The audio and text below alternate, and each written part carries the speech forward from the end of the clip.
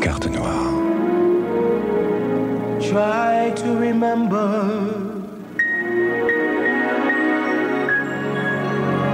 when life was so tender. Try to remember when life was so tender and follow. Carte noire. Un café nommé Désir.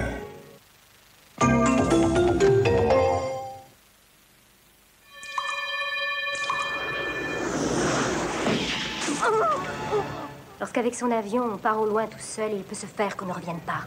Il n'était pas seul.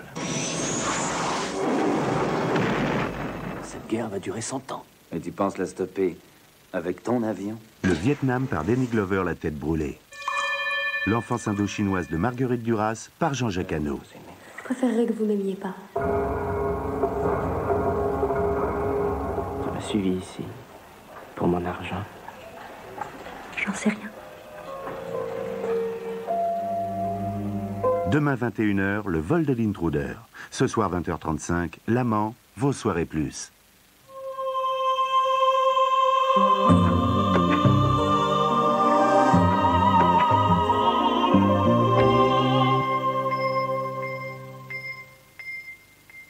Cinéma, cinéma, cinéma, cinéma, cinéma. Cinéma, cinéma, cinéma, cinéma, cinéma. Bonsoir. Personne ne connaît son vrai nom, mais tout le monde sait aujourd'hui que Bartabas est le créateur du célèbre théâtre équestre Zingaro. Amoureux fou des chevaux, Bartabas signe aujourd'hui un premier film qui leur est totalement dédié. Mazeppa raconte l'histoire de deux autres fous de chevaux, le peintre Géricault et l'écuyer Franconi, qui avant Bartabas avait déjà inspiré Delacroix et Victor Hugo.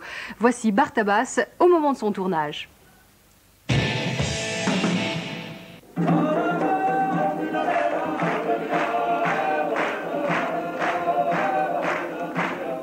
Un jour, il y a un type qui se pointe après le spectacle, il y a 3 ans. Après, il vient taper à ma caravane de nuit, avec une tête complètement allumée. Il commence à me regarder, il me dit « Vous avez quel âge ?» À cette époque-là, j'avais donc 32 ans. C'était il y a 3 ans. Il me dit « Attention, parce que vous êtes Géricault. » Il me regarde. Il dit qu'il avait vu le spectacle, et effectivement, à travers toutes les images de spectacle, il y a tous les tableaux de Géricault, aussi bien les saillies que les maréchal Ferrand, que les expressions de chevaux, quoi. Et ça m'avait beaucoup marqué, quoi. Bon, je connaissais Géricault comme ça, mais pas plus.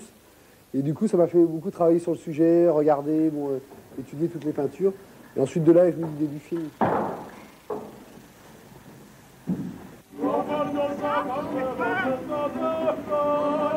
Allez-y, encore! Allez!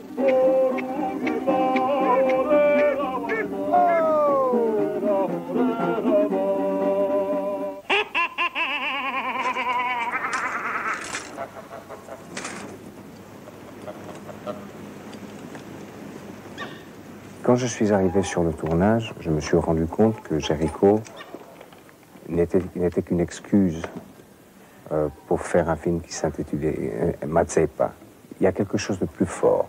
C'est pas la vie de Géricault, c'est un moment de la vie de Géricault, un moment, c'est un rêve, c'est la rencontre entre Franconi et Géricault. Finalement, le langage de Bartabas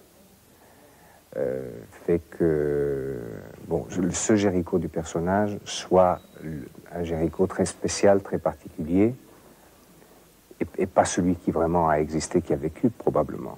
C'est un Géricault bien plus fort, peut-être bien plus complet. Qu'est-ce qui vous étonne le plus sur la façon dont travaille Bartabas? La poésie qu'il a pour ce monde de chevaux, et en même temps que cette poésie ou cette, entre guillemets des fois, intellectualité qu'il a sur le monde des chevaux apparaissent avec cette normalité, cette spontanéité. Les choses les plus incroyables passeront et passent avec une facilité.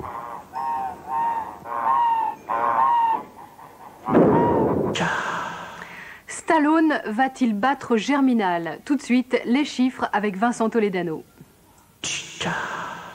Germinal poursuit sa course en solitaire à la tête du box-office en deuxième semaine d'exploitation. Le film Événement de Claude Berry passe de 314 à 456 écrans et voit ses entrées progresser avec déjà plus d'1,5 million de spectateurs. Germinal, c'est aussi le seul film français de notre top 5.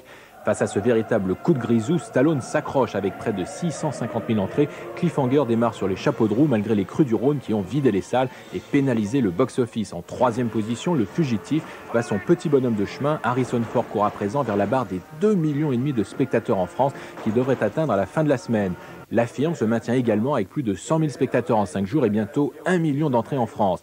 À la 5e place, Le Temps de l'innocence continue de réussir à Martin Scorsese. Dans une combinaison réduite de 94 écrans seulement à travers l'Hexagone, le cinéaste américain a déjà séduit plus de 300 000 spectateurs. Enfin, notre outsider de la semaine, c'est le film de l'anglais Ken Loach, Raining Stones, un succès à la fois critique et public. Sorti dans une trentaine de salles, le film a attiré plus de 40 000 spectateurs, un joli score qui prouve que le cinéma d'auteur européen peut exister à côté des mastodontes hollywoodiens.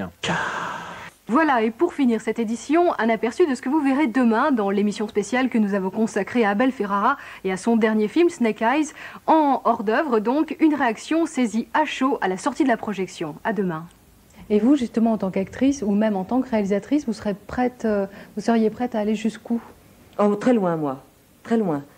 Moi, je serais presque même, je dirais, c'est drôle, mais avec quelqu'un en qui j'ai confiance, c'est vrai qu'il n'y en a pas beaucoup, mais avec quelqu'un en qui j'ai confiance, je serais prête à aller jusqu'au porno.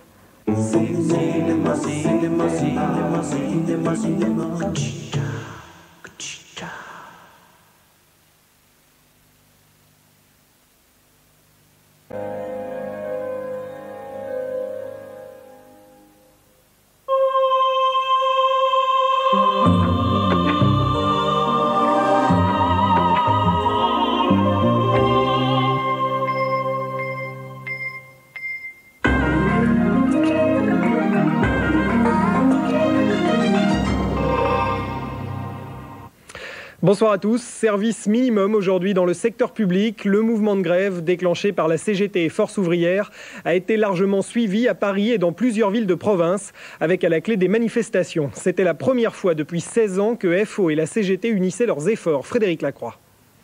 Difficile aujourd'hui de prendre son avion à Roissy. Une centaine d'employés d'Air France avaient décidé de bloquer les accès de l'aéroport. Seule solution pour les passagers, terminer le chemin à pied avec les bagages à la main. Une image plutôt insolite. Regardez, 30 personnes qui arrivent à monopoliser là et à squatter un aéroport entier là. Qu'est-ce que vous avez fait pour arriver jusque-là? Comment ça s'est passé ce matin? Eh ben, on a laissé le taxi, on est venu à pied, on s'est fait 1 kilomètre à pied. Une bonne balade matinale. Mais là, en insistant, l'avion, on l'aura quand même là. Donc, si vous permettez, on y va. Bon courage. Merci.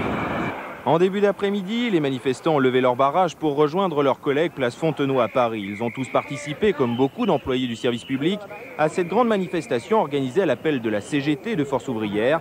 C'est la première fois depuis 1977 que les deux syndicats s'unissent pour lancer un mouvement de protestation. Suppression de postes, gel des salaires, avenir incertain, surtout lorsque l'on parle de privatisation. Les fonctionnaires tirent le signal d'alarme. Première alerte sociale de grande envergure pour le gouvernement Balladur. Une démonstration réussie selon les deux syndicats. Un mot d'ordre, nous voulons une action vigoureuse de relance économique. Le message a été transmis en fin d'après-midi au ministre du Travail, Michel Giraud, avant la fin de la manifestation. Mais pour les usagers du service public, le parcours du combattant n'est pas encore terminé. Ce soir, la grève se poursuit, notamment à la SNCF, où toute la journée, on a compté un train sur 3, aussi bien sur les réseaux banlieues ou grandes lignes. Même chose à la RATP, une rame sur 2, voire même trafic interrompu sur certaines lignes. Air France avait décidé de son côté d'annuler la moitié de ses vols moyens courriers. Retour à la normale demain, début ou milieu de matinée. L'économie ne se dégrade plus et le chômage pourrait se stabiliser l'an prochain. Prévision signée Edmond Alfandéry, le ministre de l'économie, qui annonce également que la privatisation de la BNP est un gros succès et qu'il y aura certainement plus d'1 million d'actionnaires. Édouard Balladur devant les députés demain. Le Premier ministre explicitera la position de la France sur le dossier du GATT. Aujourd'hui, le Premier ministre a réuni tous ses ministres pour faire le point sur le sujet secteur par secteur. La Bourse de Paris, nouveau repli aujourd'hui, moins 0,55%. L'Union européenne sur orbite depuis ce matin. L'Allemagne a été le dernier des 12 à confirmer officiellement son adhésion au traité de Maastricht. La Cour constitutionnelle d'Outre-Rhin a en effet déclaré le traité conforme à la constitution allemande. Quant au chancelier Kohl, il sera demain après-midi à Paris pour un discours devant le Sénat, le premier jamais prononcé par un chef d'État étranger devant les sénateurs français. Autre visite en France.